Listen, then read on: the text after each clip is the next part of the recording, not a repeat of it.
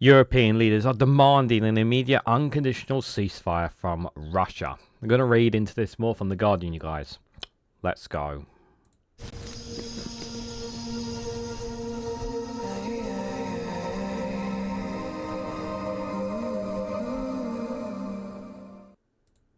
Good morning, good afternoon, good evening, wherever you are in the world. This is Reganelite here with an article from The Guardian with the headline that European leaders are demanding an immediate, unconditional ceasefire from Russia. An ultimatum to Putin from leaders of the UK, France, Germany, Poland and Ukraine in Kyiv follows a joint call with Donald Trump. Guys, while you're here, make sure you hit the like button and share this across social media so others are notified of this video. Pretty interesting that to see this picture and seeing so many world leaders here talking, as well as having Donald Trump on the phone. I know that later next week, I believe it's on Wednesday, that Donald Trump is going to be making the visit to the Arab states as well. There's been the reports of a ceasefire, or immediate ceasefire has been held between Pakistan and India, although it's not really full-blown scale war. There have been skirmishes and clashes over there, and Trump has apparently taken credit or something for it. Don't know the full details, are still coming out literally as I'm recording this to you guys. But this is this ultimatum going to really work? That's the question. I don't know if it really is, because Russia doesn't want to be seen weak in any way, shape, or form. They need to look strong. Putin needs to seem strong in front of his people. So I don't know if this is really if this is really gonna work. It is very interesting, to say the least. We know that when the day came around, and obviously China's Xi Jinping went to visit, as an honoured guest to Ukraine, Russia had their military parade. Russia announced at that time that they were going to be taking basically saying that they would, the war would cease temporarily, or be a temporary truce of some sorts. But Ukraine has said that they never kept to that word, and they're still fighting that was still taking place between the two countries. So it was kind of a false premise here. Will this actually come about of actually something? I don't know at the time of this recording of this video. I hope so. We all want this war to come to an end. We want Ukraine and Russia to get around the table and negotiate something, because so much weapons, so many lives, so much money, so many homes and communities have been destroyed in Ukraine because of this aggression by Russia, by Putin specifically, because he's the one who's advocated all of this. So many lives have been lost. Ukrainian civilians, Ukrainian soldiers, North Korean soldiers who have participated in the Kursk region have lost their lives as well. Many Russian soldiers have lost their lives, and many Ukrainian children have been taken from their families and sent to Russia in the Ukrainian controlled regions by Russia as well. It's not been good in any way, shape, or form, guys. And no, there is no good in any war. In wars, there is no good. There is only loss of life. There is only destruction, and it is a terrible thing. And the sooner we can get a ceasefire, the better.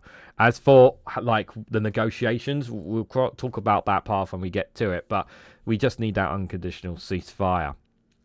So European leaders on a joint visit to Kyiv have issued an ultimatum to Vladimir Putin: sign up to an unconditional ceasefire by Monday or face increased sanctions and weapons transfer to Ukraine. The leaders of Britain, France, Germany and Poland, together with Volodymyr Zelenskyy, made a joint phone call to Donald Trump prior to making the announcement. All of us here, together with the US, are calling Putin out. If he's serious about peace, then he has the chance to show it now, says the UK Prime Minister Keir Starmer at a joint press conference of 5 leaders in Kyiv. Starmer said the leaders were demanding an unconditional ceasefire, rejecting Putin's condition, and are clear that if he turns his back on peace, we will respond. Working with President Trump, with all of our parties, we will ramp up sanctions and table our military aid for Ukraine's defense to pressure Russia back to the table. Starmer, Emmanuel Macron and Friedrich Merz arrived in the Ukrainian capital on the same train on Saturday morning, and while Donald Tusk travelled on a separate train, the leaders met Zelensky for talks in central Kyiv. It is Macron's first visit to Kyiv since summer 2022, and the first visit for Merz as Chancellor, having only taken office this week. All 5 leaders had a fruitful call with the President of the United States focused on peace efforts. Ukraine's Foreign Minister Adirandi wrote on X, adding a picture of the 5 men gathered around the mobile phone on speakerphone. Ukraine and all allies... Oh my God, sorry for the advert said. Ukraine and all allies are ready for a full unconditional ceasefire on land, air and sea for at least 30 days, starting already on Monday. If Russia agrees and effectively monitoring is ensured, a durable ceasefire and then confidence-building measures can pave the way to peace negotiations. There was no immediate readout from the White House on the call or whether Trump had made specific commitments if Putin rejects this as a ceasefire. Trump and the US administration have said a 30-day ceasefire could be the first step of the way to a sustainable peace deal. Ukraine has said it is ready to implement such a ceasefire, when Russia has so far refused, saying it would only do so if all Western weapons deliveries to Ukraine were halted. In an early sign that Russia may not be recipitant to the latest ultimatum, the hawkish former president Dmitry Medvedev wrote on X, Macron, Keir Starmer and Tusk were supposed to discuss peace in Ukraine. Instead, they are blunting out threats against Russia. You think that's smart, huh? Shove these peace plans up your pan-gender backsides. Well, what else are they supposed to do? Instead, Moscow unilaterally declared a 3-day ceasefire beginning on the 8th of May, which Kyiv said was designed to avoid Ukrainian drone attacks on Russia during celebrations of 80 years of the Soviet victory in the Second World War, held by Moscow on Friday. Thousands of troops marched through Red Square for the annual Victory Day parade, with numerous world leaders in attendance.